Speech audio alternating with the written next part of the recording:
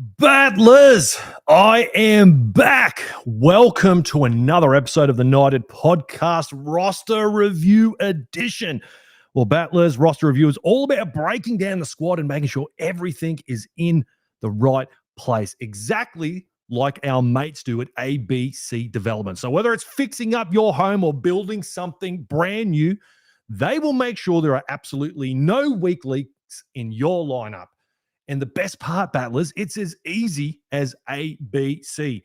So for all your construction needs, make sure you head across to our great mates at ABC Developments because they go above and beyond for you and will not drop the ball. Well, Battlers, a humongous episode tonight. That's right, with the Newcastle Knights hosting one of our fiercest rivals. That's right, the Manly Warringah Seagulls. Well, what was one of our fiercest rival, the Manly Warringah Seagulls, back home at McDonald Jones Stadium this Thursday as the Knights look to try and break a 4 straight game losing streak at Mac Jones Stadium. Captain Kalen Ponga returns from the side. Can he somehow, some way, with his return, maybe, just maybe inspire a 1997-esque type performance from the Newcastle Knights, an underdog's performance once more against the Seagulls? Is there another halves pairing on the horizon? Jackson Hastings named as 18th man. We'll go and break that down also.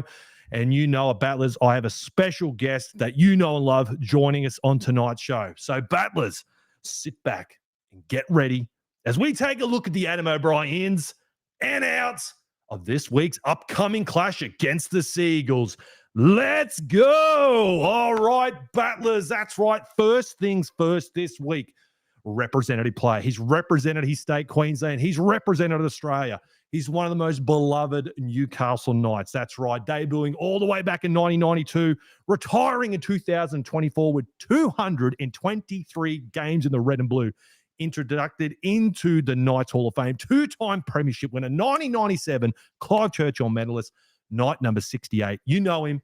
You love him. Battlers, give it up for Robbie O'Davis. How we doing, Robbie?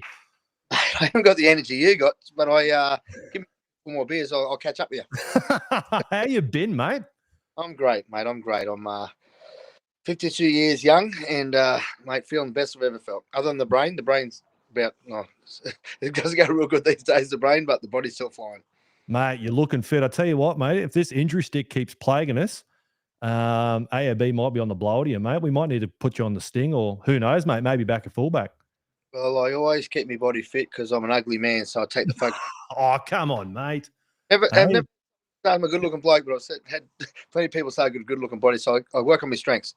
Good on you, mate. Good to hear you're doing well, pal. All right, look, mate, before we dive into the Newcastle Knights, as we know, state of origin is in the air.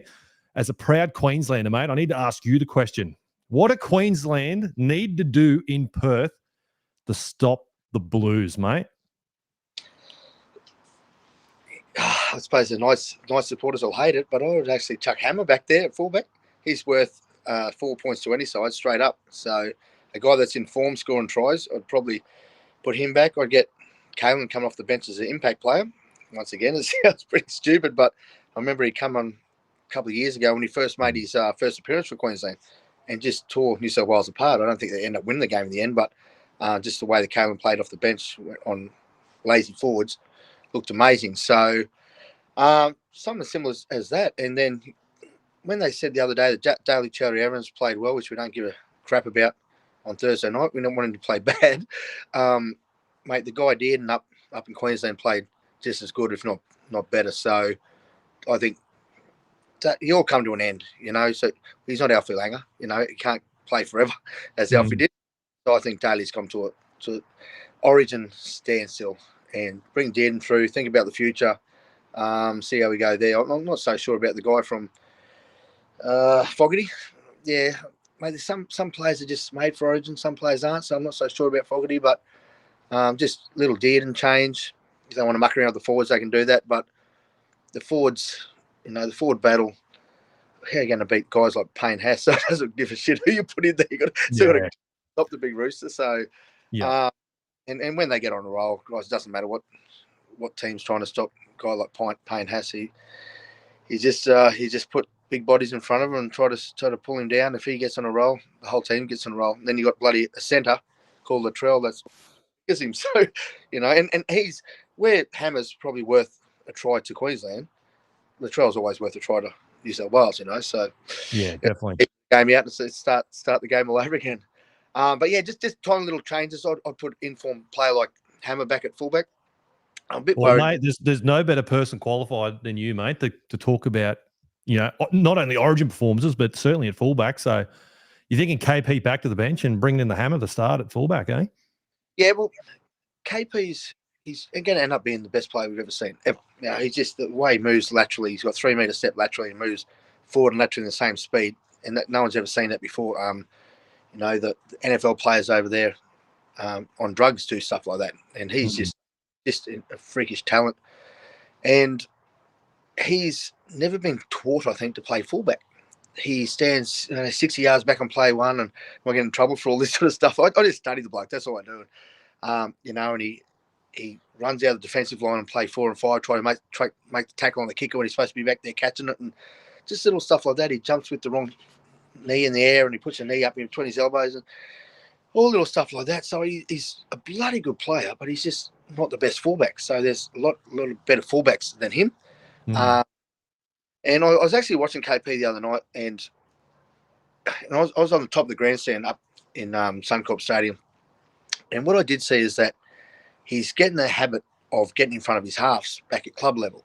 And it's something he does very well at times and plays our halves out of form a lot of times. So he just at the last minute he would go in and he would try to get in front of the halves, and then remember he's in the estate side, and he would sort of drop back. Oh, geez, Christ. And you see him sort of go in and muck around back of the ruck and drop back, and he was swinging really late because he got the habit of doing what he was doing back in club level, and that's where he got found. So, someone's just got to get in his ear and say, get the freak K on. You're such a good runner, the best ball break runner in the game. Just get the hell out of the centres, sweep around the centres, and pretend you got Bradman Best beside you, and give the freaking thing to the guys that are, got all the talent, or just dummy and go yourself, because he's just not breaking tackles because he's swung.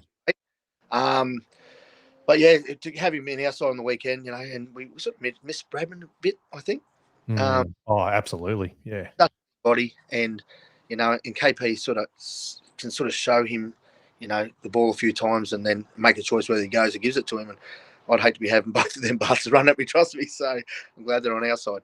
So yeah, just little changes like that, I think. And having KP coming fresh off the bench, he could run out a dummy half and tear a side apart. So yeah, for sure. And we'll probably beat us by 30, and we'll have a third one in New South. Well, yeah, great segue, mate.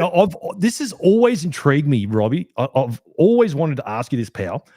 As a proud Queenslander, what is it like? And I think Billy Moore's sort of the poster child for this. What is it like representing your state? You go play for Queensland, but then trying to back up and put on the red and blue, and then represent, rugby league heartland in New South Wales, which is Newcastle. How is there a little bit of mental gymnastics, or how does that work? Or is it just, you obviously got great pride in both, you take great pride in both jerseys, but is that, do you find that a bit odd? Like, do you don't really think about that, or? Well, you know what, a lot of the stories I'm going to tell tonight is things that I can't really remember, but I've told the story so many times. So, the old brains I got so well. But I'm sorry, I'll change it. I don't remember. But I've told the story about how in Origin 95, 96, 97, the Johnses, the Harrigans, the Adam Muirs, mate, I needed Adam Muir because he was an offloader. So we come back to club level, and he was trying to knock me freaking head off. Every time I jumped for the ball, Adam was the one down there. And it was like Joey, he was speaking to Joey, and he said, put it up, I'm going to nail him. And there's a couple of occasions that in the highlight reels of the 95 Origin, that it was Adam Muir just swinging through, just trying to knock me out of the air. But because I needed Adam Muir, I had to talk to him back at club level, because I needed Matthew and Andrew Johns, and we're all single young lads back then, and we were all living in each other's houses, waiting for someone to get a girlfriend to cook for us. And then we found Trish Johns, and that was the best ever, because all of a sudden we have a bloody Italian, the pastry chef, so almost. So I didn't need Chief, and simple fact that Chief was such a big person in Origin. Origin was his life, and bigger than club. It was Origin. It was his life. He lived across the road from me, and our wives at the time were best friends. He would not. He would not talk any other time when Origin's not on. I'm in his steam room, in his gymnasium, in his pool. I can't see the freaking beach because the house is so big, which is now Adam McDougall's house. So I'm across the road, and we're best mates. And my chief actually said to me in his steam room one day, he said, "You're my best mate, you know that." And I said, "Why?" He goes, "He's the only person that never asked me questions. I walk around the road, everyone wants to know about me, He said, "We just sit here and just quiet, happy to be in my company." Yeah, rightio. So, mate, Origin, he wouldn't talk to me for the whole 6 weeks, 8 weeks. He wouldn't say a freaking word. And I'd come back, right. and the first conversation in the week after Origin was just a normal conversation. But he just would not even look at me, big bastard. So, yeah, but that's how it was. It just you needed your mates back at club level 6-7-1. We had a good little spine going there. But Big Chief hated you, and Adam Muir was my offloader, so I just said, "Mate, you got to be my friend back at club level. I can't get too small. I need you to offload for me." Well, you brought up the great Chief, mate. Now, Robbie, you grew up playing in what I think is certainly the golden era of rugby league. It's certainly the golden years for the Newcastle Knights, playing with the greats, as you said, Chief, Joey, Tony Butterfield, BK, the Gidley brothers, Steve Simpson. The list goes on and on and on. Now, who from today do you wish, Robbie, was born 30 years earlier? Who's one player you see today playing, you're going, fuck, I wish that bloke. A Newcastle Knight. Who was a Newcastle Knight getting around that you're going, fuck, I wish that bloke was born 30 years earlier. I would have loved to have played with that fella. Is there one that springs to mind? I see players that have a lot of same traits as players we used to have years ago. Mm-hmm. And Brett Grogan didn't play enough games for us. And he could have been anything, Brett Grogan. He should have played a State of Origin at his prime. Dan Gagai's his twin brother. Mate, honestly, right. What Groves didn't do for the club, Dan's gone and done for the club. So I wish that was in. They're the same body. So I'd love to play with Dan Gagai. I just think he's the sort of bloke that I can muck around with out there in the field a bit, because he goes backwards, frontwards. He just never know where he's going. And that's the sort of bloke you want to hang around. And Joey's a bit like that. Joey didn't know if he's angry or mad or happy or he wasn't where he went. It was about his mood changes, Joey.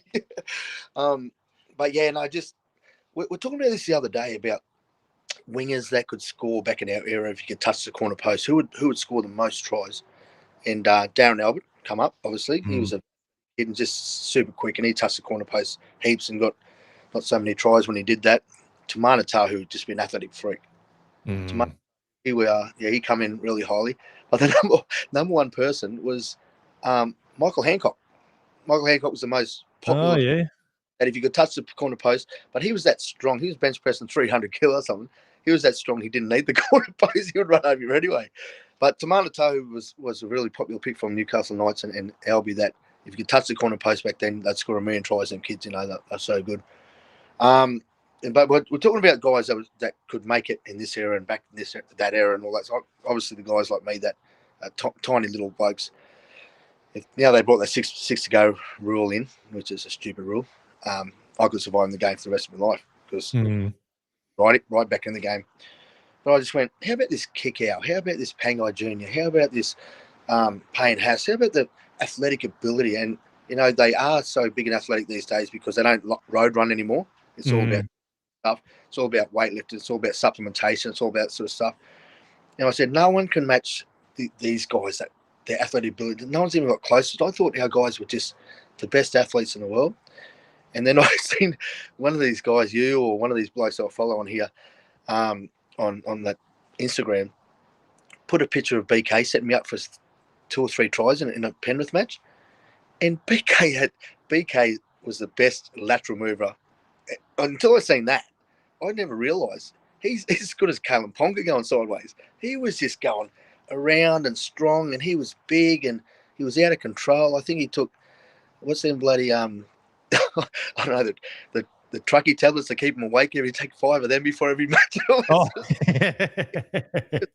Bloody chops, and he'd just sit there in that much pain and take morphine on the way home for the games because he went that hard. He was just an insane athlete. He's probably copping full run of it now. His body's probably that sore, poor bugger. Yeah, yeah, gee, that's the one that we should have never let go was bloody Ben Kennedy to the bloody Seagulls. Talk about bloody insult to injury, letting him go to him. But I he always, players played in three different clubs. yeah, So that's right. He was at Canberra before us, wasn't he? Played the century in 3 different clubs. Yeah, That's Manly, right. and Canberra and us. Yeah. I always get interested, Robbie. Now you obviously are one club man. Was there ever a period of time where another NRL club was very, very close to perhaps luring you away from the Newcastle Knights? Was there ever? Do you ever recall a period where I don't know, fucking Parramatta or Penrith or whoever came knocking? They put a really good offer, but was there ever a case where an NRL club came knocking for your services? Or I'm sure they would have, but were you ever seriously considering another gig elsewhere, or was it always just going to be the Knights? You'd say in conversation, you'd say in the papers and all that sort of stuff that someone else is chasing and all that, and they might have made an offer towards you, but you're never going anywhere. Yeah, because you're playing for win-loss bonuses when I played. So, mate, and the story goes, we're sitting in the dressing room, 92, about 6 games to go at the end of the season, and we weren't going too bad. And Butsy made a statement. He said, "Boys, I can't afford to pay me freaking home loan. We've got to start winning more matches because we're on one win-loss bonuses. We're not freaking big contracted players." I was playing first grade. I was on $7,000 a year that year, and I was getting 1,200 to win, 600 a draw, and 600 loss. So, and he just had to win, and that's how come Newcastle become such a winning freaking team because we weren't getting paid to lose. So, yeah, and Bucky and we all in the dressing room, and we all come to the conclusion that we're all struggling to make ends meet, and I don't know, $1,200 a week was a lot of money if you got it back then. So we all said, let's start freaking winning. And then we didn't lose right through till 2001 pretty much, did we? And then after that, 2004 actually, when they moved on, I was one of them, 5 internationals, and they wonder why they come last in 2005. yeah. But I was loyal. I was really loyal, and it wasn't until when the Knights moved me on in 2004, and there was no one coming through. That's Dave Siege, wasn't going too bad, and he done a medial and cruciate. That's right. Yep. Andrew Johnson, exactly the same injury, Mm-hmm. and he come back from it. And they thought he was going to be the be all and end all, and it wasn't until they found Kirk Gidley. They trialled Milton Thaladay, they trialled Hughesy back there, they trialled Dukes back there. They put them all back there, but just there wasn't any week-to-week fullbacks sort of coming through, and that was going to stay there for any longer than they tripped over Kurt. And they said, well, Kurt can play there and there and there. And in the end, him being a fullback and him being a hooker and him being a 5'8" and him being a halfback, I reckon wrecked his life as being one of the greatest players ever, and in an actual position, because he didn't know where he was freaking going week in, week out. The only person I know that captain New South Wales from on the bench. So right at the end, I got the old Russell Crowe offer. He come down here, and I was up at his farm on a bit of a party weekend with Russ, and he was going to offer me all this sort of stuff. And I just turned to him and said, mate, I couldn't imagine walking in that stadium with a different colour. I just, seeing Matty do it in front of Andrew, I just couldn't imagine 2 ticker tape parades in this town, 2 grand finals. I just couldn't imagine walking in and seeing that crowd just act different towards me. So I just retired. I just said, no, that's it. I'm not going to play. Oh, wow. Again. So Russell Crowe was wanting to dine you. He was trying to keep you on for 2005 and onwards, was he? Oh, we've lost Robbie. Ringing. My daughter just rang. Sorry. So I was only 32 years young. I was only a kid. So I retired at 32 just because, Knights didn't want me. Wow. Talk about loyalty, hey? There you go. Yeah, you got me, pal? Robbie. Oh, no, we lost Robbie. We can see you, pal. You there, bud? Yeah, mate, you got me? I don't know if you can hear me. Give me a thumbs up if you can hear me, Robbie. Hello. Oh, no. You have to figure out your own. Oh, no. Shit. All right, battlers, we're gonna try and get Robbie back on the line very, very shortly. We talk about loyalty. Wow. Our boy Robbie O'Davis getting wined and dined by the great You back? Russell Crowe. You got me, mate? You back? Oh no, we've lost him. You can't hear us, pal. No, he's dropped out. Hang on. Might need to message him, Lincoln. Oh, we might have to shoot him a message in the background, battlers. Sorry, but that looks like maybe the him jumping out of the stream with the phone call ended it. Jump. Tell him to jump out, then jump back in. Oh wait, he's messaging me. Hold on. Anyways, battlers, sorry about this. Well, the great Robbie O'Davis. Tell you what, maybe my next question to Robbie was actually going to be, how on earth what does he believe the Knights need to do in order to get this season back on track? And I tell you what, it sounds like match payments might be the way to go. Maybe the boys get a $1,200 paycheck if we get the win. What's that? $600 for a loss. Bring back the match payments. Good luck trying to get that through the RLPA though. I don't know if Clint will sign that up. You got me back, mate. Yeah. There you go, mate. You're back. I was treading water without you. I'll tell you what. You led me into a beautiful segue, Robbie. I was going to ask you, mate. Now, look, the 2025 season for the Newcastle Knights is somewhat derailed. You know, the competition is close. We're sort of not out of touch with finals or anything like that. We haven't got the calculator out, so to speak. But I was saying, it sounds like you brought up a good point. Maybe match payments might be the way to get the boys firing again. They can't afford to lose many more games, so start giving them match payments. But in all seriousness, look, from the outside looking in, mate, how the Newcastle Knights get this season back on track once more? Season that was, a lot of us certainly thought we were going to be far, far more competitive than what we've sort of put up thus far. I think I touched on it before. I think I touched on Kalen getting the hell out of the way. Honestly, we know what it's like. So I'll give you an example of Kalen Ponga relying on the halfbacks to give him the ball. Green and Pearce were at the club a couple of years ago, and Green's one of their coaches now. Yep. Blake Green. That one day, he only played with them two blokes in one game as the 6 and 7, and he went through untouched for 3 tries. And the coach should have realised then that Kalen was getting in front of the half. So weekend later, Blake Green done his knee, by the end of that game, I think, and he was out. And then Kalen started jumping in front of the halves again. So, mate, I love him, and I don't know how far this your little chat goes here, but he's got to realise that Kalen's the one playing the halves out of form. It's just straight up Kalen. He's just, what he does, he ducks around the back of the ruck. He ducks it back, and the hooker's watching him because he's such a great player. The hooker looks at him before he looks at his halves. I've seen, like I said, I study the kid that much because I just, you want to be like him. I think, what part of my game did I do that he does? And I thought, well, it's more the other way. What's part of my game? So can I teach that kid? And I just can't get hold. So I think if he just jumps way up the back, Tedesco doesn't get the ball off 6 and 7 in front of 6 and 7. There's no other fullback that gets in front of their 6 and 7. He's just got to get the hell out of the back and play as a fullback. When he starts playing as a fullback, he can win games for you. Dead set. The guys, they can charge up the middle all day long, but you need the try scorers. And he is that freaking good, that guy, that he can put 2 or 3 tries on himself out wide. So he's just got to get the hell out of the way, I think. And we know, and does not anyone say that why we got another 6 and 7? Why we got another 6 and 7? Why can't we solve the 7 problem? Get Kalen out of the way. Easy. And if Kalen listens to this, he might say, you know what, I might get out the fucking way and see what happens. See if they pass me the ball a couple of. They do. They play this stupid second phase shit that I don't know if you like it. I hate it.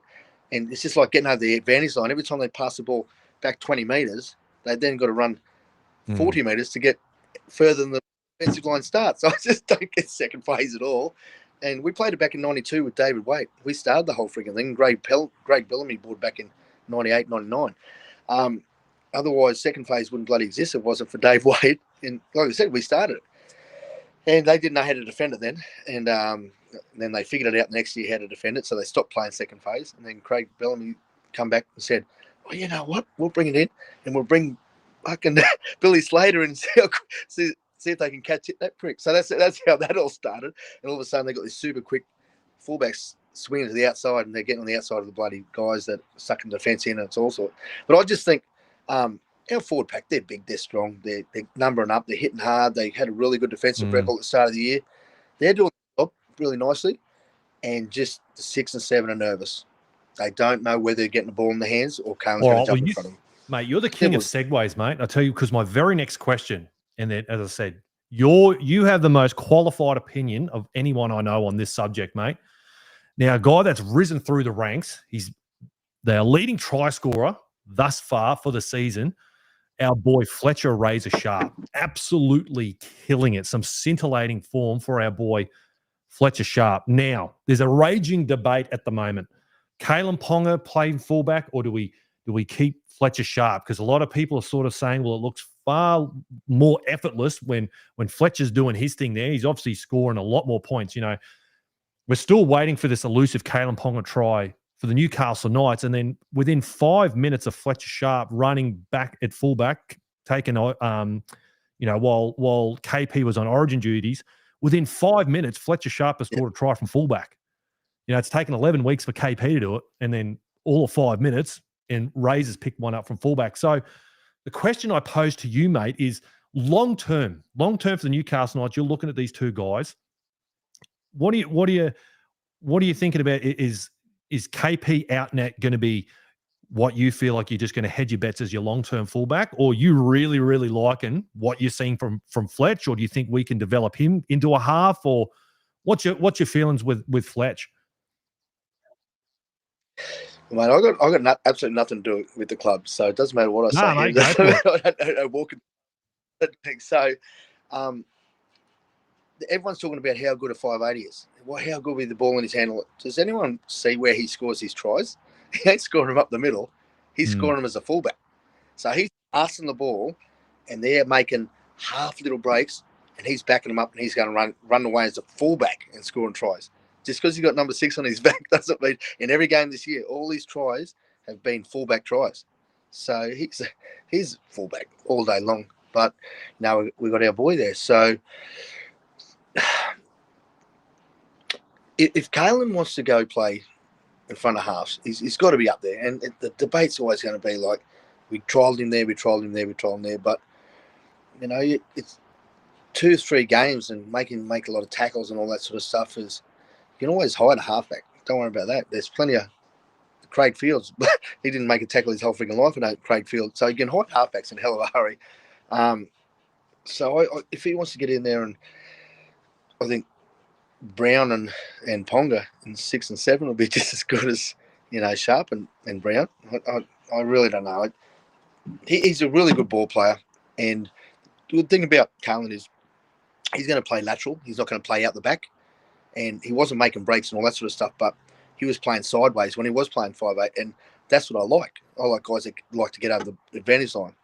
And with time, he can learn how to cop them hits right at the line. So I just, not hits out wide off the centre, hits up the middle of the big boys sort of thing. So, you know, where do you put him? But Fletch Sharp's a fullback. He's all day long fullback. And then I heard your commentary the other day on your winger, Fletcher Hunt, about him in the air. I was having a bit of a giggle at you. You love Fletcher him. Hunt, mate, bloody oath. He's a real goer. Yeah, I think, unfortunately, the guy in his debut had to go up against a raging Zach Lomax coming back to try and stake his claim for an Origin jersey. And I thought, you know, he had a few errors, but geez, you know, he was all hard. He had a real red hot crack, and I think, geez, under the high ball, you give him half a chance, mate. I feel like he's just going to bloody snatch it in the air and fall over the try line. Mate, Dominic Young, I don't know if anyone remembers his first game. I booed him. Oh, mate, you weren't alone. There were plenty of people doing that.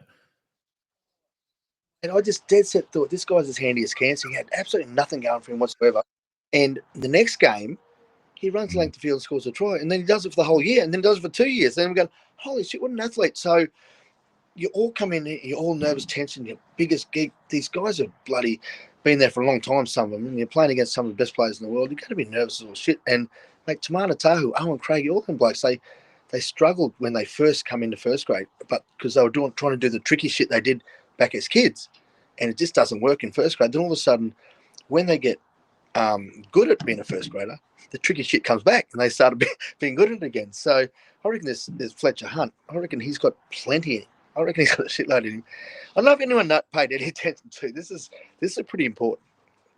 In our second trial, the one we won pretty easy before the first game of the year, and I'm a proud Aboriginal man. It doesn't really matter what colour skin a person's got, but I looked on the field, and the last 5 minutes of the game, I think Stafidi went off, and Dan Gagai might have went off at that stage. There was all local boys and all white-skinned boys on the field for the Newcastle Knights in the trial with 5 minutes to go. And a couple of them are running length to field tries and scoring length to field tries. So we've got plenty of local talent here. Don't worry about that. We don't got to get all these Islanders come over from. We got plenty of local boys going pretty good. I love my Islanders. They're good boys, but we got plenty to run around in the lower grades. Develop them through. We got dead for the future. We just got to, just learn to win again. And when they win, they look amazing. When they lose, they look dreadful. I don't know, commentators on the TV, the Newcastle commentators, I don't know how they stay so upbeat when they commentate. I don't know how they give raps. They should just say, these guys are hope. Some of the time, just some of the things they do is just so immature. But I think, like I said, I come through the best era where Joey wouldn't let us be immature. Matty Johns wouldn't let us be immature. Chief wouldn't let us be immature. We all had to grow up in a hell of a hurry because, once again, we're playing for win-loss contracts a lot of the time. So, yeah, mate, I think Fletcher's going to be long-term fullback for us. But you heard it here first, Battlers. Well, Robbie, now look, mate, this weekend we host the Sea Eagles back home. Now, unfortunately, mate, this great rivalry between the two clubs seems to have been lost, mate, I feel like, to recent times. Now, you played against Manly at the absolute height of this what once a great rivalry, mate. Tell me, what were those clashes like? Were they the games that you had circled in the calendar? Did Chief really make a special point of getting, extra G'd up for these games? Did it mean a little bit more going against those silver-tailed bastards or what? No, they were actually, I think it was the first ever game we played. Correct. Back in 1988. Herald Challenge, it was. Yeah, and they just won the grand final the year before. So that's why the rivalry started, because we knocked over the guys that won the grand final in 87. And they didn't like it right from the start. When Chiefs sort of come along and started having this little bit of running with Spud, and that went on the World Cup 95, Bozo fought and put Chief and Spud as roommates for fucking 6 weeks, mate. Honestly. He roommate with me with John Hopewadi. I'd come back with the best mate that saw ass. Honestly. But I was swimming in the swimming pool down there in Leeds, in the holiday in Leeds, and I'd come down and swim in the swimming pool, and Big Chief would always be beside me in the swimming pool. I said, like, geez, you're a bit of a water bunny. You love the water, big fella? He said, no, Spud. I said, what? He says, my roommate. I said, right. And I didn't even know. And he spent the whole 6 weeks in the freaking swimming pool. I was just getting down. Hopper got kicked out of the first game. He got pissed or something. Then Bozo sacked him and said, because he got 3 kids at the age of 18, I'm going to leave you over here for a 6-week holiday with Robbie. So pretty much. So we become holiday mates, and he didn't play again. And Big Chief, and I ended up playing every test over there. And Big Chief was out and swimming with me every day. And he just didn't like getting to sleep next to his phone at night time. Nice one. Oh my gosh. It was one they didn't bash each other. But I was behind. A lot of times we used to Yahoo when a kickoff would start. And we're going down there Brookvale one day, and a guy called Dave Mullane, and he goes down one of the ugliest football players that ever played for Newcastle Knights. He had scars, that many scars. He's probably a good looking bloke, Bugsy Mullane, but he was a little, like a Trevor Gilmester chested, big bulky chested kid about my height, only 4'2", and he's run from the kickoff and hit. Jesus, it's not Davison. Hit this front row for bloody Manly back in 92, 93, something, and he hit him that hard, he went, the guy that got hit went, like this. Holy shit. And I only just come into first grade. I actually shit myself. I said, these guys hit freaking hard, you know. Then I realised I had to run away from, like, Martin O'Fire. I learned to run quick to run away from these bastards the rest of the time. But I was behind Chief, and we used to go, when the kickoff would go. Joey started it, so I'd do it. And I remember Joe kicking off and Chief hitting Spud, and it went from you to, oh my God, we changed our tune really quick. The big fellas just knocked himself out. And Chief Spud was standing over him, and we didn't know whether to get angry at Spud. You know how they all get angry at each other these days. It's stupid what they do, is push and poke. We didn't know whether to get angry at Spud because Chief's the one who did it to himself. And then he was angry and abusing him. Then I think Dave Gillespie actually pulled Big Spud away because he was abusing him and he was clean knocked out. Mate, it was just little things like that. Adrian Brunker missed a goal kick back in one of the years from just to the right-hand side of the post to actually win the game against Manly. And the rivalry was that strong that Archie Brunker came to training on the Tuesday night and said, I got jaffed in the back of really properly jaffed in the back of the head at the movies last night from people at the movies. And then he come on Thursday and he had an Orchie run, Orchie. Oh, yeah. And he said, but all the back of me Orchie, it's all my Orchies are gone off because someone cut the lines to send the refrigeration back in the back of me. So, mate, that's how Newcastle, like you call them battlers, that's how much they fucking hated Manly, mate. They just cut. I just couldn't believe that they hated them so much. And the little shit like that stirred us up. Say, geez, these guys hate them. We hate them. They got through to 97, and 97 was just outrageous. They just the side that won the grand final the year before, and it was such a good side. And I still say to these days, if Jim Sedaris played the game, we probably would have lost. He got suspended the week before, and he was a big body, good hooker. He was in form hooker in the comp, and he was holding three players each time, just popping out the back, and he was setting up the play all the time. But I also think that, this town gets in the grand final, we don't lose. People carry us down to that stadium, they'll carry us home. They'll have a hurry with a trophy in our hands. So, yeah, we've done it twice, and we won twice. And actually, I don't think maybe Joey, but I think I'm the only player that's played in 3 grand finals. I played in the under-19s as well, so I'm not sure. I think Joey might have played in a Harold Matts grand final, but I got the old BP grand final under-19s Jersey Flag grand final. I won that and got the man of the match at the same ground. 5 years before. Man of the match and a Clive Churchill. Fucking hell, Robbie. Yeah. Got two tries then, two tries in the man of the match, and got 2 tries 97 man of the match. So I got pretty lucky. I had to stop getting man of the match. So I did one to Joey in 2000.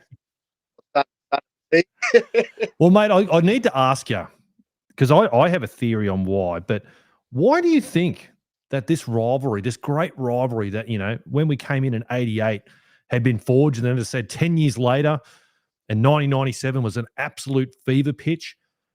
And then it's sort of, for a lot of the younger battlers out there, they sort of don't even think of Manly as rivals anymore. I know some of the older supporters must pull their hair out. They still fucking hate them.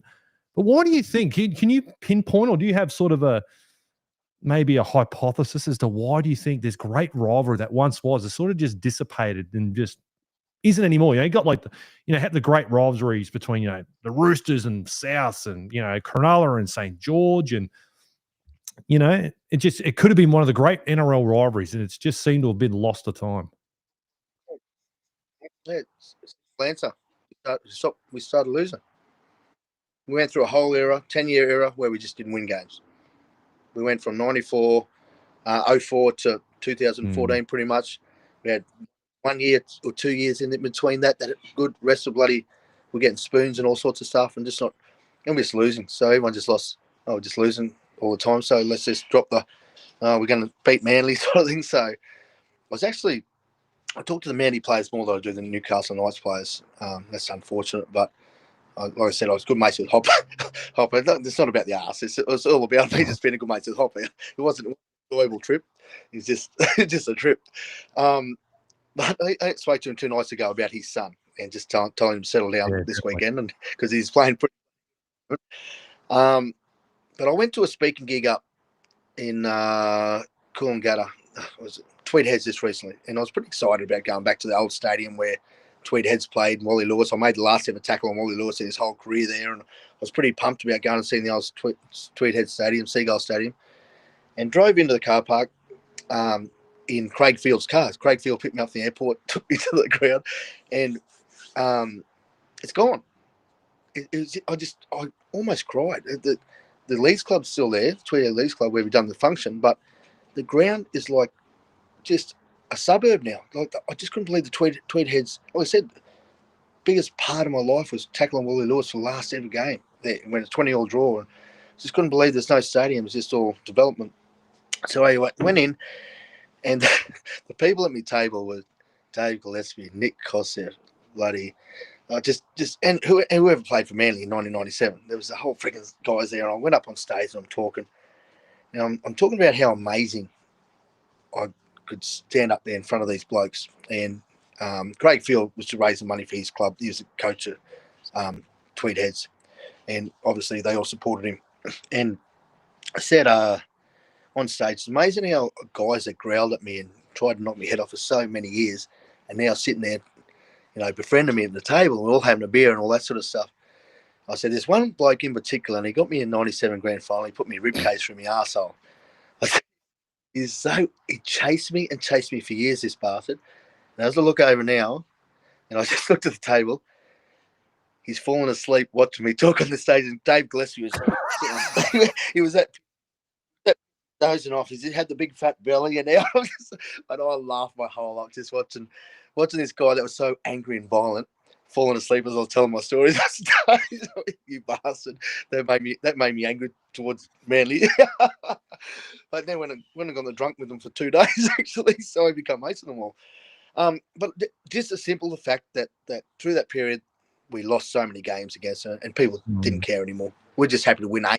And I think we beat Gold Coast, the Titans, one day after losing for 3 or 4 years straight. Our first game was something. We beat Gold Coast over there. Brendan Elliott was the fullback. That's all I remember. Brendan Elliott was the fullback that day. And that was, everyone was just happy to beat Gold Coast. Not so much Manly, as Manly just drifted away. So Manly, the rivalry belongs to back in our era, I think. I think that's this big Manly rivalry is all gone now. These days we're just happy to beat anybody. Not that. Not like that, mate. We play some good football. We play really, really good football, and it's not luck. We all make our own luck. It's just, well, for starters, it's Adam O'Brien. I'd like to hear him change his tone a little bit when he talks. He needs your voice. If he carries the same tone on a after speech when they all do his after-match speech, when he talks about, there's a lot of good stuff we've done there today and all that sort of stuff. He needs to change it up a little bit in the grandstand in his speeches in the bloody dressing room, because if he talks like that in the dressing room, he wouldn't encourage anyone. He needs to get a little bit angry. Might be on the something, Robbie. Maybe he just prints me a transcript, mate, and he can print it out. He can stay up in the coaching box and I'll go deliver it. Mate, your induction will get the boys home every day of the week, though. I've seen you commentate the games, and watching the passion in you. Could get any side home. Cheers, pal. Great compliment, Robbie. Great compliment. Well, look, mate, we're not going to keep you any longer. I tell you what, though, we are going to do a round 2 of this, mate. I feel like we've only just scratched the surface of the stories you have got, mate. This deserves an episode all until itself. And maybe in the off season, mate, we'll get you back and we'll do a really, really big old deep dive, mate. I'm sure there's plenty of stories you can tell the battlers and peel the layers back on some of the great characters of the Newcastle Knights, Robbie. Well, I'll tell you what, mate, if I'm sitting in that room that you're in and we've got a carton of beer sitting there beside us, there was some home truths coming out there. In, mate. I tell you what, cool. What are you saying? When you're up at Toowoomba next, I'm not too far from Toowoomba, mate. Come on down the range. The night bar's always open, pals. Always a beer waiting for you, mate. And we'll get the cameras rolling, sink some beers, and start recording, eh? Ain't too many Newcastle Knights fans. No, there's not, mate. Trust me, mate. We're an endangered species around here, pal. There's not many at all. Not many at all. You like me? I was born in Currajong, played for Queensland. I was born in Penrith, played for Queensland. Me. Support the other. Enemy territory. Well, Robbie O'Davis, thank you very much, mate, for making your Knighted podcast debut, mate. Wishing you all the best, pal, and let's hope our boys can start winning some games, mate, especially against the Sea Eagles, eh? Mate, first of all, I want to apologise. I always, every time I talk on these, not these things, on to anyone from Newcastle in Newcastle, I get embarrassed the fact that I have to put glasses on these days because I got paid a lot of money for a long time to have the best eyes in hands in Newcastle. So when I put glasses on, I feel freaking old. English, mate. But I also want to say one thing, that Darren Albert wears glasses too, so I don't mind. He's younger than me. There you go. Albo's got the four eyes elbow. Very good. Yeah, mate. Listen, mate, big fan of the show. Big fan of you getting on there and cheering the boys on the weekend. Keep doing good stuff for us. And thanks, Robbie. Appreciate it, mate. We'll be in touch. We'll do round 2 very, very soon, eh? Good on you, Robbie. Appreciate it, brother. Give it up, ladies and gentlemen. Thanks, Robbie. The great Robbie O'Davis. Thanks, pal. See you, brother. Cheers, lady. Well, there you go, battlers. The one and only Robbie O'Davis. Wow. I'll tell you what. I think you'll be in for a real treat. If we can get Robbie O'Davis in the Knighted bar, as I said, get some beers going, get the cameras rolling, who knows what could happen. But yes, your first things first, battlers, the greatest first things first, brought to you by Newcastle Mixed Martial Arts, which is Newcastle Lake Macquarie's and the Hunters' highest rated martial arts gym with more than 350 5-star Google reviews. Beginners are welcomed and encouraged into their safe, inclusive, and most importantly, fun training center. Head coach Jess Landry's experience includes being directly trained by UFC veterans, as well as also under the wrestling coach of the Sydney Roosters. Newcastle Mixed Martial Arts is centrally located in Cardiff, right beside the Cardiff train station, offering day and night classes for kids, teens, and adults, including Muay Thai kickboxing, gi and no-gi Brazilian Jiu-Jitsu, and mixed martial arts. So make sure you head across to their website at newcastlemma.com.au to book your free trial. All right, battlers, if you can do so, make sure you give it if you're enjoying the show, do us a big old solid. Hit that thumbs up. And if you are watching the live stream, if you're listening to this podcast, make sure you drop a 5-star review. It really does go a long, long way. And make sure you're following us on all socials, Instagram, TikTok, X, whatever platform you waste your time on, we'll be there. All right. Every like, follow, and share really helps keep this alive, this independent, unfiltered, and always for you battlers. Now, not only are you just going to want to do that because you're a good person and you love your boy Linc. If you didn't know, I'm going to do it again. Up for grabs. That's right, battlers. You're in the mood now, aren't you? You're in the mood. You've seen Robbie O'Davis. You're talking about the glory years, 1997. Well, I'll tell you what, you want to double down and you want to win some of the great Newcastle Knights merchandise. I'm giving away two 1997 grand final t-shirts, and these things are Mickey Mouse, not a goddamn stain on them, battlers.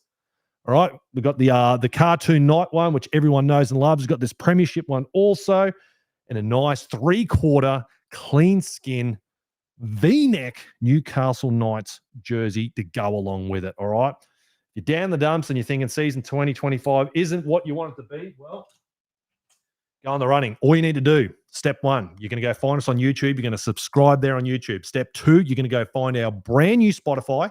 You're going to follow us there. And while you're at Spotify, you're going to leave us a 5-star review. And then you are going in the running to win that merch haul. All right? You're going to go in the running and you'll never look better. Trust me. Trust me. Even the great Robbie O'Davis, with or without glasses on, would say you would look absolutely schmick.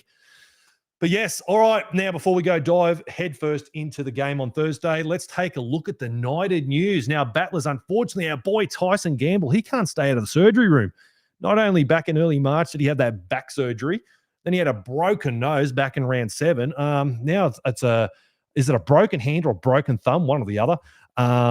Which has ruled him out indefinitely. I don't think I've read anywhere a sort of a return date for our boy Tyson Gamble, but geez, the guy's absolutely had no luck with injuries. Even last year, I think, what did he break? Was it his foot? I think he broke late last year also.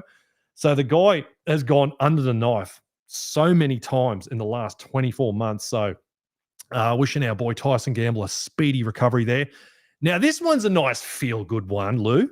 This is a nice feel-good one. Now, shout out to the battler that sent me in this. I loved hearing this stuff. Now, Battler reached out to me to share this story. Now, this battler is from Kempsey on the mid-north coast, a town recently hit by severe flooding. Now, despite the devastation, the crowd came together for a community event called Ready Fest, run by the Ready Quit Solid in support of World No Tobacco Day with the backing of the Dewey Aboriginal Medical Centre. Now, our boys, Bradman Best and Greggy Marzu, drove 3 hours each way. Not only did they meet with community leaders, they were signing autographs, taking photos, kicking footy with hundreds of local kids. All right. And this absolutely lifted the spirits of those that had absolutely been devastated with the recent flooding. So huge shout out to our boys.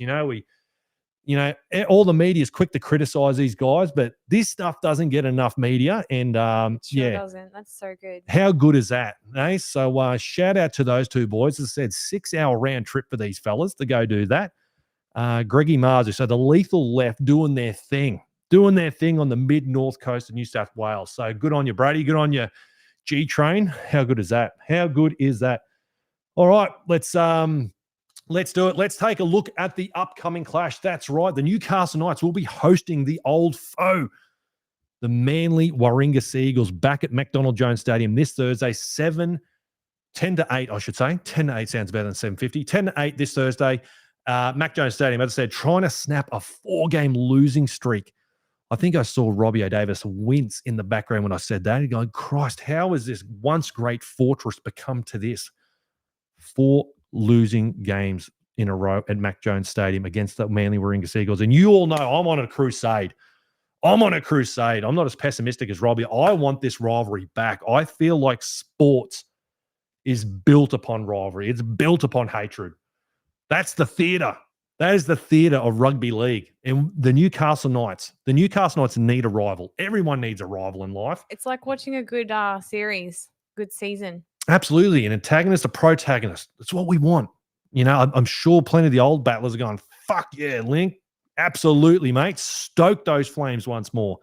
Well, that's what I'm trying to do. And actually, I got a parcel today before we go dive into the team list too. Shout out to on Instagram. You want to go check them out, all right? more_than_a_jersey, all right? Had this little letter pop up today. Now, these guys do something quite incredible.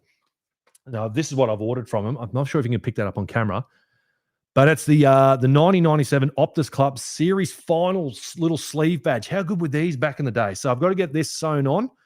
I've got the little NBN ones on too. So I've got a little job for Mum to do, hopefully this week sometime.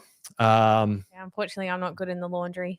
No. So a job for Mum, this one. Get the sleeves. The sleeves are a bit long. I'm going to get those taken up. But how good are these? So as I said, more_than_a_jersey. So more than a jersey on Instagram. Check them out. Probably going to be doing a little bit of a giveaway with these guys soon too. So keep your eyes and ears peeled for that because, this is such a good idea. No one's doing this stuff. So, huge shout out to those guys. All right, let's do it. Let's take a look at the team list that Adam O'Brien and Anthony Seibold have named for the upcoming clash this Thursday. Let's kick it off with the Newcastle Knights spine with our boy Kalen Ponga named back after being controversially, I think, a lot of people up in arms of his omission last week. He returns to fullback with Fletcher Sharp. Fletcher Sharp now coming back into the 5'8" with Jack Hogger in the halfback position and Phoenix Crossland once more at starting hooker. Moving across to our opposition, Lei Hopewadi, who had one of the great games and a little bit of as Robbie was talking about earlier, John Hopewadi, actually the son of the great John Hopewadi, who scored his very first try in the 1997 grand final against us. So a little bit of synergy once more there. He'll be at fullback there with Luke Brooks at 5'8", Daly Cherry Evans, the 36-year-old Queensland captain at halfback, and Lachlan Croker for the Manly Warringah Seagulls. Now, battlers, we're going to hopefully witness a little bit of inspiration from our captain, Kalen Ponga. KP only winning the 3 football games after a pretty disappointing Queensland performance. Let's hope, he brings some of that Paul Harrigan type energy to the joint. Because we need it now more than ever, don't we?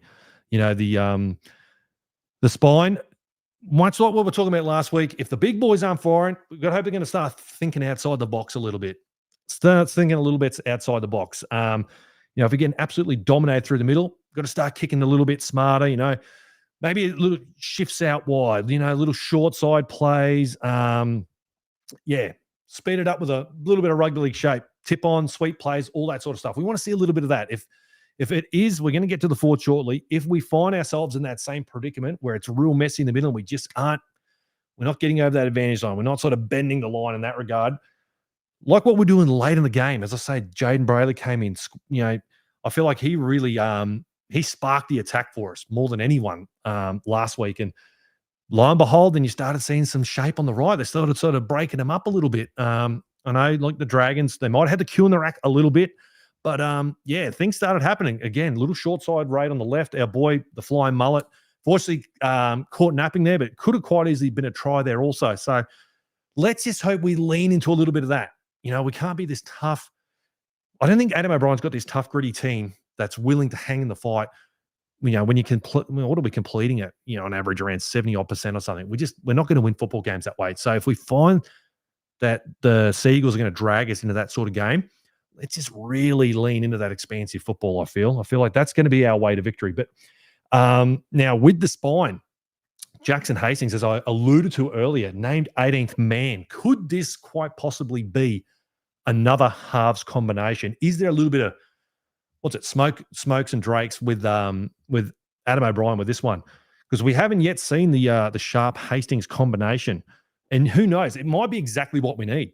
I know Jacko probably hasn't been lighting the world on fire in New South Wales Cup, but it could. I don't know. Who knows?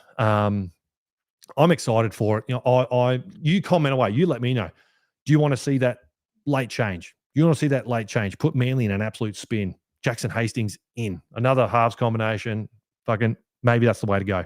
Maybe that is the way to go. But looking at the spine for the Seagulls, boy, oh boy, Lehigh Hopewadi. He had one of the great games last week, even in the absence of Tom Travojevic. They've got another one, just plug it in play guy. 237 run meters, 2 try assists, 4 tackle breaks, and 2 line break assists. I know the Broncos suck, and I'm loving every bit of that. But geez, that was he was bloody handy. For a guy that's done quite a good job on the wing, the co-back there and fullback, he was probably their best player. When you're posting those sort of numbers, it's hard to argue with that, isn't it? So they're going to have their job on him. That guy's playing either side of the field, looking really good, particularly on the right-hand side, linking up there with his winger. He's looking really, really sharp. Lehigh Hopewadi, so he's going to be a guy to look out for.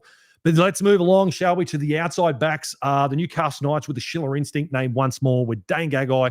Come on, Cam McCarthy. And the flying mullet, Fletcher Hunt, keeps his jersey for the Newcastle Knights this week. Moving across to the Seagulls, we have Tommy Talau, Talatu Kula, Ruben Garrick, and Clayton Falalo, the fullback turned winger for the Manly Warringah Seagulls. Now, for the Schiller instinct and Dane Gagai, I think Dane Gagai has been an absolute shining light for the Newcastle Knights the past couple of weeks. I feel like, a team that's certainly struggled. He's a guy that's pulling up, rolling up the sleeves, so to speak, which is what you want from your veteran players. And I'll be touching on some of the inexperience that the Newcastle Knights are going to be bringing into this game. Some of the numbers are going to shock your battlers.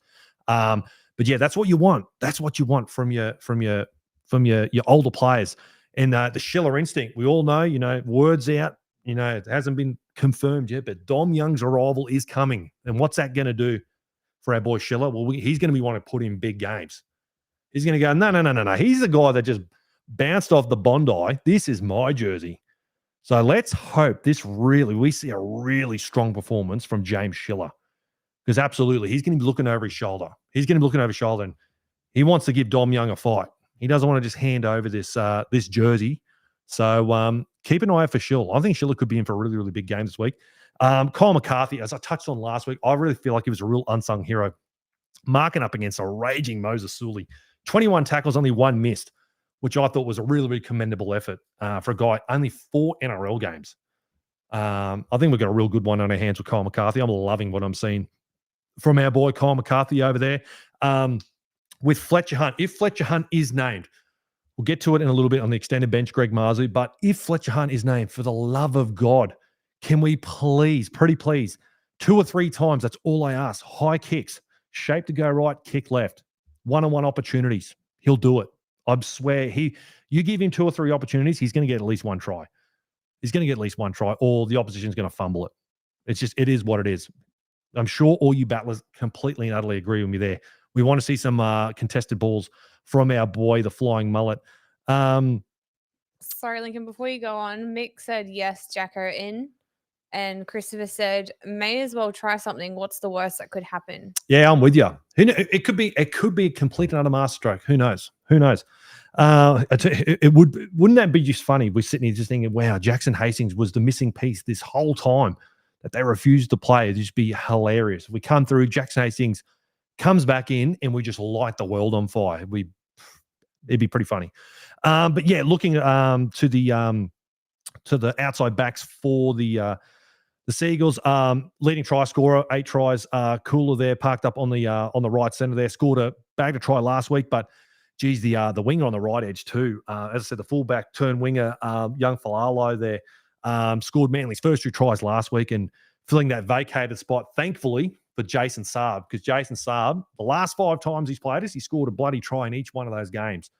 So maybe it's a good thing that Saabi's injured there and young Falalo's backing up and filling in there, the young fella.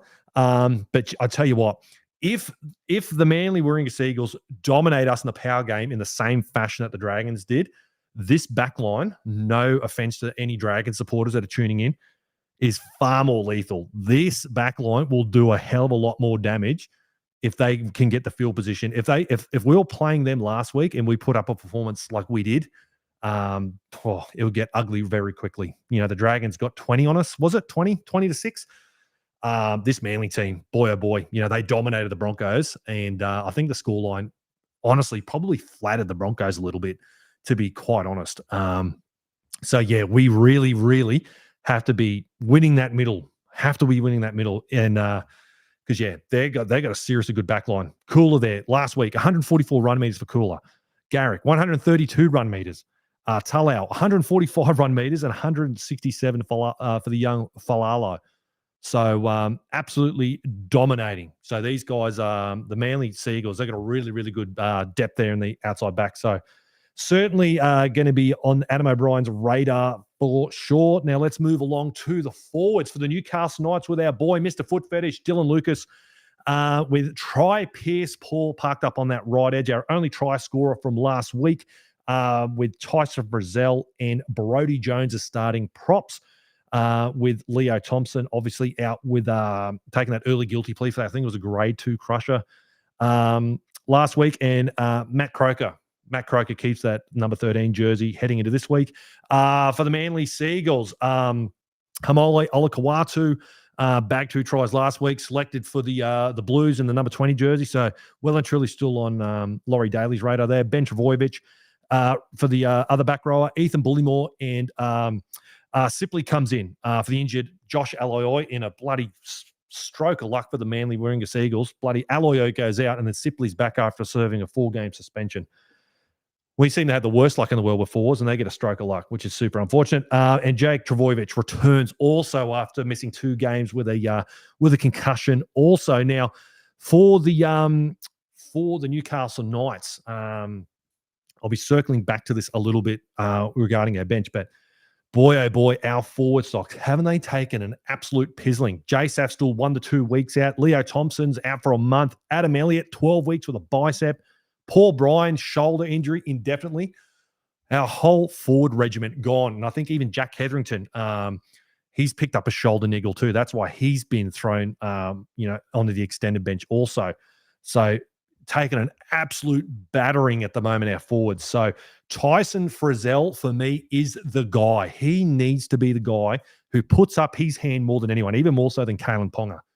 They've all got to lean in on our boy, Tyson Frizzell. He's got to set by example this week because he's going to have an almighty fight on his hand because, that's a pretty good forward pack that the Manly Warringah Seagulls have. That, and again, they've got their injury woes as well, but they're going to have the hands on him.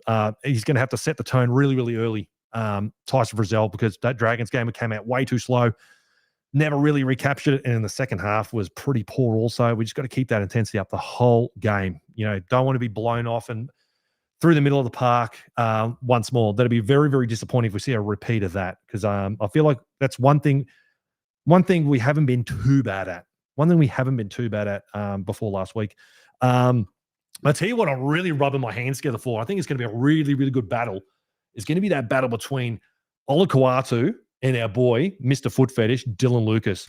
And I'll tell you what, it's going to be a battle for. That's going to be the battle that we're going to see. And these two blokes are going to be teammates in the New South Wales Blues as they build a rugby league dynasty in State of Origin. I can see it now. Dylan Lucas, left edge, Olakau'atu, right edge. But these two boys, I think that's the matchup. That's going to be the matchup this week. Those two guys going head to head. So I'm really, really, really looking forward to that one. But yeah, let's move along, shall we, to the bench for the Newcastle Knights, Mr. McDonald's thick shake machine. And geez, I tell you what, weren't the thick shakes just absolutely on point? You know, when you just get one of those really good thick shakes, it hasn't got too much chocolate, too less. It's just fucking right on the mark, right? I'm lactose intolerant. Oh, you can't enjoy them anymore. When you do get a really, really good one, they just hit the spot. And that was Jaden Brayley last week, I thought. I've been glazing our boy Jaden Brayley. Tommy Kant also. Jermaine McEwen returns for the first time since that round 7 clash against the Sharks. And the newest debutant, ladies and gentlemen, Eliza Salze-Lamoana makes his debut for the Newcastle Knights. Good on you, Elijah. Let's talk about a boy, Elijah. 26 games thus far in the New South Wales Cup over the past 3 seasons. He's played all 12 this season. So he's made the transition from the back row into the forwards. Now, big shout out. If you haven't done so already, do this also. If you're on Instagram, go check out Newcastle Knights Juniors. That's Newcastle_Knights_Juniors. Our boy Lockie. I had to reach out to him. He's got the lowdown on all the pathway players. So shout out to you. Had a bit of a chat to him, just trying to get a bit of a rundown on where this guy's at in his career. Because I remember watching in some cup games last week, and he was a standout guy that I really, really enjoyed watching. And then I think he played the first trial match for the Eels. He might have played both, but anyways, he looked good. He had very limited minutes, but obviously due to the, as I was alluding to before, just the forward stock's being completely decimated. We're reaching, we're really reaching out. So another debutant comes up. And what have I kept saying about the Newcastle Knights debutants of late, battlers? They do a job. So I'm really looking forward to this bloke. I haven't come up with a nickname yet for our boy Elijah, but I'll tell you what, our boy, what do I call him at the moment? ESL. When ESL really starts firing, which I'm sure he will, very much looking forward to that. But anyways, let's quickly move along to the Seagulls with Jake Simpkin at number 14 jersey. Jazz Tavunga, he's no longer the 13 jersey. Jake Trbojevic is back there, so Jazz finds himself back on the bench. Corey Waddell and Nathan Brown for the Manly Warringah Seagulls. Now, battlers. Now, look, experience. Experience is going to be the theme for the bench. Now, look, the Newcastle Knights come into this game, their bench experience, 158 games. And might I add, 142 of those are Jaden Brayley alone. All right, you take Jaden Brayley out of the equation, it's not looking great.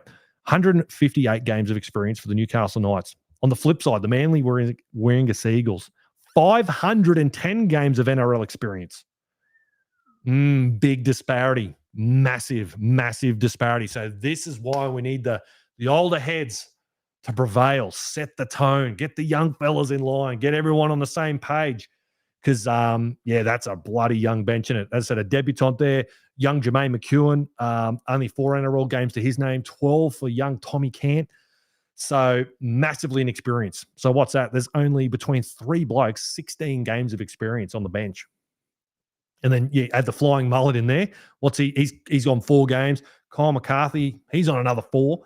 So, it's a young team. Very much a young team. But look, it might play into our favour a little bit. It might play in our favour. Might spark a little bit of something. So, again, Elijah Salze-Lamoana. Keep an eye on for him because, as I said numerous times, when these young Knights debut, they genuinely impact the game really well. I quite like what I've seen from some of the younger guys coming through. So, but yes, all right. Let's move along from that. That names out the team list for both the Newcastle Knights and the Manly Warringah Seagulls. Let's take a look at our lock-it-ins Brought to you by Grain-Fed Brewery, the beer brewed tough, just like your game day calls. Whether you're backing the boys for a big win or predicting a masterclass from your favorite player, make sure you've got a cold Grain-Fed in hand.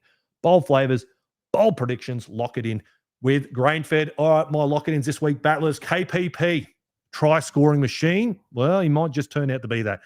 Has been a while. It's been a rugby league minute since I've locked in KPP for an anytime try scorer. Lock him in this week. Kept that try-scoring form rolling. Kalen Ponga try assist. A Kalen Ponga try assist. Lock that in.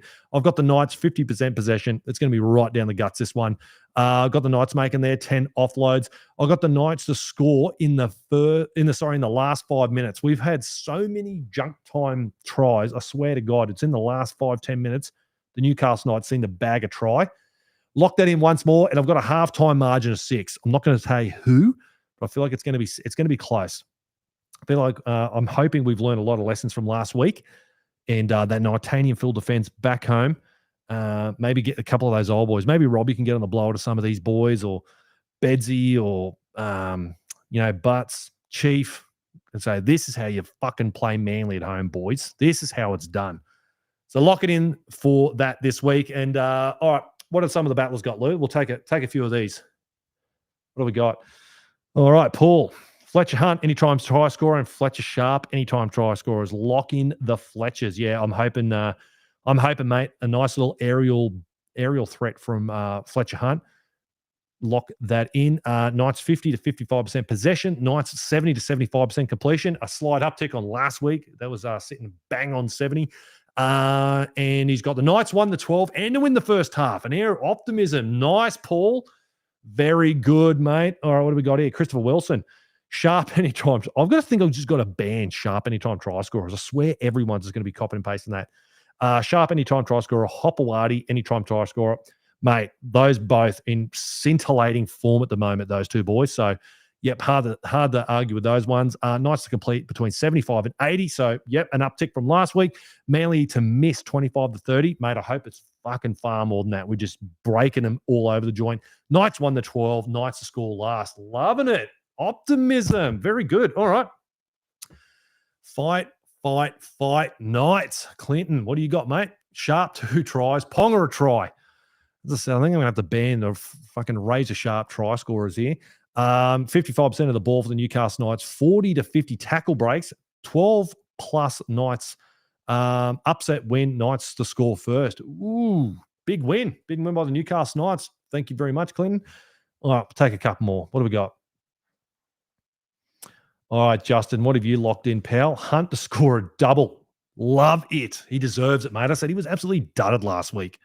Who's with me? How the fuck they reckon that promoted forward that ball? Anyways, he's also got KP, anytime try scorer, mate, in front of the battlers at Mac Jones. I'd love to see that. Knights to kick for 500 plus meters. The Knights to complete between 70 and 80%. Knights won the 12, and Knights win both halves. Justin, for a man that was down in the dumps, if I turned around, am I that good at my job? Have I inspired you that much that I've turned things around for you? It's very good. Very good. Nice one. Nice one. All right, let's move along, shall we, to your burning questions, brought to you by our great mates at Get Out Alive Fire Safety Training. You work in a business, battlers, chances are you probably aren't prepared for fire or emergency. So make sure you get in contact with the fine folks at Get Out Alive Fire Safety Training for all your training, plans, procedures. Because if you do not learn, you will burn. All right, what have the battlers got for us, Luke? So while they're coming through, I've just got this one question from Tony. Have we had another Elijah play for us before? Ooh, Adrian, possibly. if you're in there, mate, you're the guy to go to. I said the same thing about Kyle last year. I was like, I don't remember a Kyle playing, and then there was one. I think he only played a handful of games. But yeah, and Elijah, one doesn't spring to mind. This could be the first Elijah. Yeah, good one, Tony. Very good one, mate. Yeah. 10 points to the first battler that can answer that correctly. All right, what do we got? Are they speechless? Is there no questions tonight? No. You're kidding me. I've left the battlers absolute. I've literally answered any questions they could possibly have. Yeah. Wow, this is a first. unless Robbie O's just stunned them with some great yarns, they're just like, Linc, I can't even think straight, mate. It was good. I was just sitting there looking like I forgot I was on camera. I was heart like, eyes. And yeah. I was like, shit, Linc, get your stuff together, mate. Yeah. There's a world first. There is an absolute world first, battlers. No, I've literally extinguished all questions. I think the battlers just deleted everything. They just Here we go to save the day, as always. All right, what do we Gary got? plays drums. Thoughts on Robbie O's take on KP? Oh, mate, it's pretty. He's probably still tuning in. He's got to watch my words around Robbie. It's very hard to argue with a man that's won the Clive Churchill medalist. Won 2 grand finals playing fullback, represented his state and his country as a fullback. I'll tell you what it has done for me, though, Gary, and I think all the battlers tuning in tonight, they're going to have a very keen eye on Robbie's wisdom and just see, is he actually stuttering the halves? Is he sort of getting in their way a bit?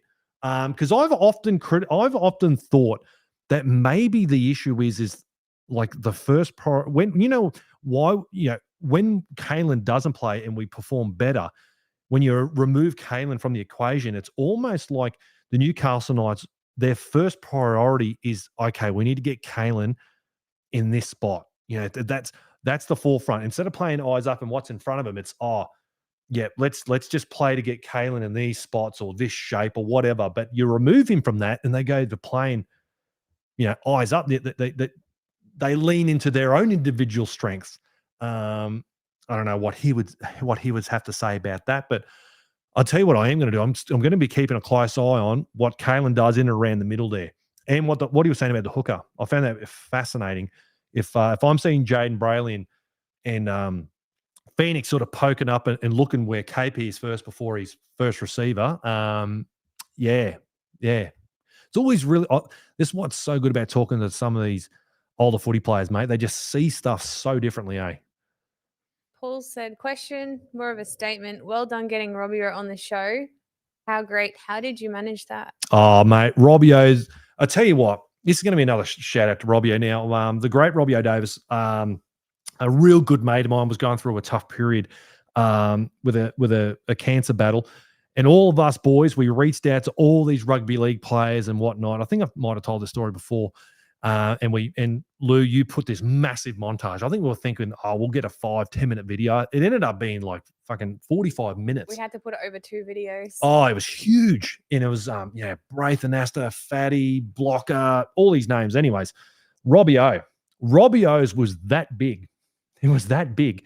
He said, mate, I can't send it. I'm going to have to cut this bastard down. It's too big to send. And he sent, I don't want to tell the story because I want him to tell it. I wouldn't do it justice, but it was basically alluding to the great halftime speech.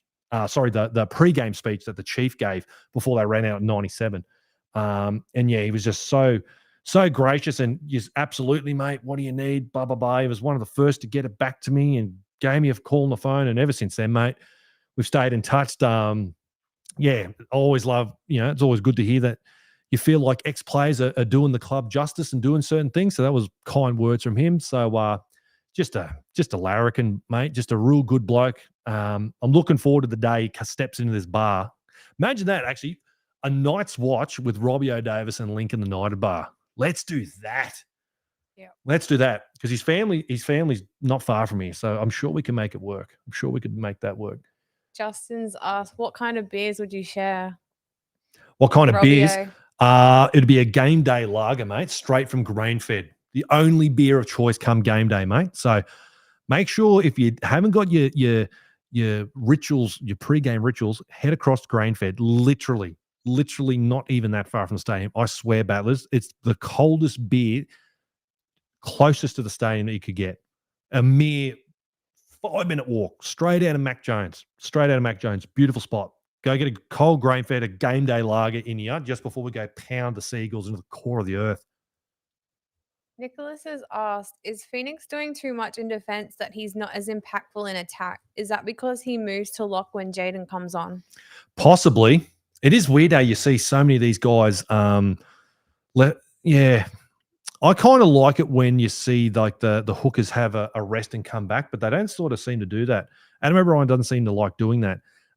Hopefully with Matty Croker, because what did I have for Matty Croker? I didn't really touch on him too much with Croaks. But, for a guy, I feel like he is going to be the guy, 2 years, they offer him that contract extension. I think the last 2 times they only gave him the 12-month extension. So they feel like he's going to be a guy that,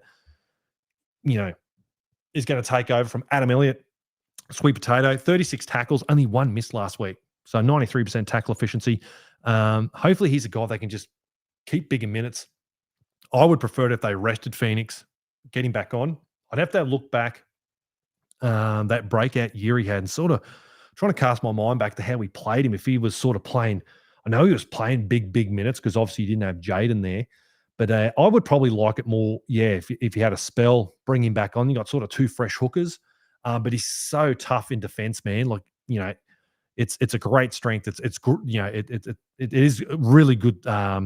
It's great versatility to be able to have a hooker that you can go plug in. He'll just go tackle his dick off in the middle for the rest of the game while Jaden's doing his thing. So I wouldn't mind it, man. I wouldn't mind parking Crossland, giving him a break. He's probably over penis transplants at this point. Tony's asked, can you get other Knights legends on as well? Oh, don't you worry, Tony. They're coming, mate. They're coming, pal. Don't worry. There'll be more coming on, dude. Don't sweat. Christopher's asked, what do you think of a player swap, Thompson for King? Thompson for King? Is that Max King? Like Leo Thompson for Max King? Shit, yeah. But they're not going to give up Max King. No way. I didn't realize. I didn't even know Max King was a Maitland picker too. So if he does want to make his return, but the Bulldogs, I would be very doubtful he's going to leave the Doggies, mate. He's just been there since they've gone through the absolute shit. Held it there. He's probably, I think, there's only 2 players since Cameron Serraldo and Phil Gould have come to town that have actually stayed on. Because you remember that massive clean out. I remember seeing photos of their roster and like 95% of the players had been moved on. It was insane the amount of players that managed to move on. But Max King was one of them that stayed. I think Jacob Kiraz, unfortunately, another one that came through the Knight system also. But yeah, I would do it. Fucking oath. But yeah, there's no way. That's their future, mate. That's going to be their prop rotation. You're going to have the bloody Kiwi representative in Leo Thompson, and then you're going to have a Blues forward in Max King right beside him. So I would love it, but I can't see it happening, mate. James has asked, would you like to see Schiller at centre while Bess is out, especially if Marzu is back and Hunt can play on the right? Ooh, that's a good shout. Yeah, well, I have said I think Schill would be a really, really good centre. That's actually not bad, mate. I don't mind that at all. Even to throw in the mix also, you got Dom Young coming back as well. So even if not unfortunately, but Brady's going to be back before then, because I think, what was I saying, about 2 to 3 weeks by Adam O'Brien's comments in the presser last week. It could be a bit of centre depth there if Brady's out again. I really like that shout. If he finds that Dom's going to come back and they're going to, which I think they're going to do. If the trend continues, we just cannot score points. They're going to be trying to look to spark something, and what greater spark to bring back than, our greatest ever single season try scorer in Dom Young. His same center's there, so it makes sense. The same guys there once more. I know you haven't got Tyson Frizzell on that edge anymore, but, you still got the Gags combo. Those guys obviously work really, really well together. But yeah, I hadn't even thought of that, dude. Yeah, that might be. Question from Justin. Do you think we'll see Sweet Potato back for the Knights this season? Oh, 12 rounds. That's a hard one, dude. That's a really hard one. If we make the grand final, when we make the grand final, should I say, who knows? Depends who's playing well, pal. I really hope, and I don't mean this to say, I don't mean to put Adam Elliott down. I hope he doesn't, only for the fact I want Matty Croker to take this opportunity with both hands and just absolutely kill it. Absolutely kill it. This is his time. He's got 3 months to really cement this spot and really string some good games and great performances together and cement that jersey, because I do feel like that's probably what's going to happen. There's been nothing really come out concrete saying that Adam Elliott isn't wanted. And I don't know now, because of this injury, if the Knights might get him on a bit of a discounted deal, if it's going to hurt his contract value around the league. Yeah, I just can't think of where other clubs would be if they're really, really searching for a lock forward. But it might play into our hands. They might get him on a cheap deal. I really like Adam Elliott just as a bench forward. Love him as a bench forward. Keep him there. I'd re-sign him and just play him off the bench. Massive impact. Just give me 20 good minutes. Quick play the balls. No rubbish offloads. That's how I play it. Matthews asked, would you look in bringing up one of our young halfbacks? Nah, probably not, man. Not at this point in time. Especially, the only reason I do say it, Matthew, is because if your forwards are getting absolutely pounded, like if they do what they did against the Dragons, you go chucking a young half in that, that poor bastard, like so many during the dark ages of the Newcastle Knights, Brock Lamb is a prime example. Who knows what Brock Lamb could have been had he, developed in a proper system. It's just, he was just thrown to the wolves, mate, into a team that really wasn't competitive, really wasn't given, sort of any platform to go off. The forwards were just getting rolled. We just didn't have the quality of roster. So I feel like more than ever, this is probably leans into more of Jackson Hastings. If, as I was saying before, if you're not winning that power game through the middle, you're going to have an experienced guy there to sort of a more conventional type half, kick the corner, sweep play, short side stuff, just trying to get away from the middle a little bit. Leans more into that. I probably would do that more than a young guy in there, mate, in a key position like that. I know I said before, some of these young guys we've got in the, Elijah coming through and then Flying Mullet, Kyle McCarthy, but in a key position at the moment, it's probably be too much pressure, I would feel, mate. All right, is this the last one? Last one. Who do you think is the greatest Knight of all time? The great Andrew Johns, mate. The great, Michaela. Sorry, I should say. Michaela. Sorry, Michaela. Yes. Unequivocally, the greatest rugby, not even the greatest Knight, the greatest rugby league player of all time. Do yourself a favour, battlers. Game 2's coming up. It's going to mark the 20th anniversary of the single-handedly greatest Origin performance of all time. Andrew Johns absolutely torching the Maroons. Still gives them nightmares. You mentioned Joey Johns, Game 2, 2005, and they still get a shield. Ooh, can't sleep. I guarantee Robbie O would be doing the same thing. He loves Joey, but he doesn't like Joey in 2005, Game 2. Can't sleep. Joey will eat me. Can't sleep, but nah, unequivocally, it's Joey. So good. Much like what the last question was saying about a young half, this is what Joey used to do so good, battlers, is when that shit wasn't happening in the middle, like this guy would truck nut himself. He would just somehow, whether it was just a real early kick, a 40-20 or just something, Joey would just turn the tide of a game. Things would be all against him, and just some absolute brilliance would turn the tide. If you put Andrew Johns in that team last week, a peak Andrew Johns, even though our forwards were just getting bloody blown away, we probably win the game. Peak Joey, he would have found a way. He just would have unlocked it, even though we weren't winning the yardage. He just would have done it. He was just elite, absolute elite talent. The Queenslanders are sitting there going, Linc, you're so full of shit. Well, I'm not. You're full of shit. If you don't believe Andrew Johns is the greatest rugby league footballer to ever grace this earth, can't help you, battlers. You come to the wrong podcast. All right, battlers, if you can, please do so. If you've been loving this show, loving the podcast, make sure you give it a big old thumbs up on YouTube. Really does help. We've had to go build a brand new YouTube channel. It really gets the reach out there. So if you're watching this on YouTube, make sure you give it a big old thumbs up. It goes a long, long way. It does help us out. And if you can do so, wherever you waste your time on your phone, on social media, make sure you go follow us. Give us a follow, subscribe, whatever it is on that platform. Again, if you want to go in the running, because the Robbie O's brought out all those old feelings that we once had about the Newcastle Knights.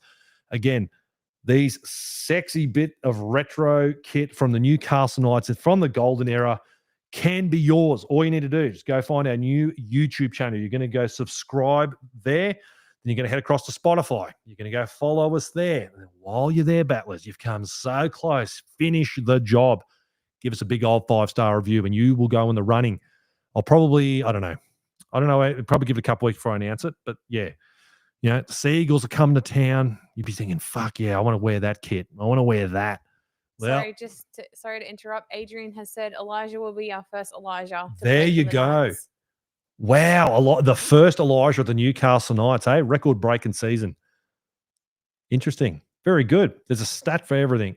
And Tony's asked, is there a sideline session on Thursday? Oh, have I not spruiked this? Yes, the Night's Watch, the newly branded Night's Watch. Yes, mate, I'll be back. I'll be full kit 1997 wanker. Trying to stoke the old rivalry, get the fire going, try and bring some of that 1997 vibes once more to our club. So, yes, make sure you stay tuned for that. What's it, a 7:50? So I'll probably be on, mate, around 7:30. Because, yeah, no doubt they've probably got Blocker or Kevy Walters on the rotation. So if you don't want to listen to them and you want to come and join in the fun, well, make sure you go find us on YouTube or Facebook. I'll be going live on both of those for the Night's Watch. Come and tune in on that and watch the game with me there. But yes, battlers, that'll do it for this week's episode. Again, I will see you guys on the Night's Watch show in a couple of weeks' time. And yeah, I'm getting the Adam O'Brien out of here. See you then, battlers.